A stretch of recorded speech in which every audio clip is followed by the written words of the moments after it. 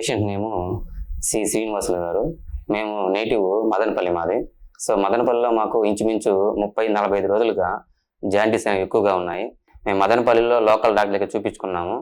So తగ్గలేదు. So ఫైనల్గా అక్కడ ఒక స్కాన్ చేపిస్తే పిత్తాశయం కింద పేగులో ఒక చిన్న గడ్డ లాంటిదని చెప్పారు.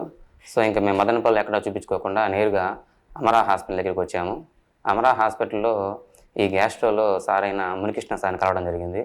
సో సార్ వచ్చి ఈ విధంగా మళ్ళీ ఒక స్కాన్ చేయించి పిత్తాశయం కింద పేగులో ఒక గడ్డ ఉంది, ఇది క్యాన్సర్ గడ్డ లాంటిది, ఈ ఆపరేషన్ కొద్దిగా మేజర్ ఆపరేషన్, సుమారు 7-8 గంటల టైం పడుతుంది, అటువంటి కూడా నేను లాప్రోస్కోపిక్లో చేస్తాను.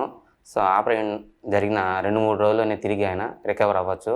సో కాబట్టి లాప్రోస్కోపిక్ చేస్తా అని చెప్పేలాగే మేము కూడా ధైర్యంగా సార్ దగ్గరికి వచ్చి ఆపరేషన్ చేయించుకున్నాము.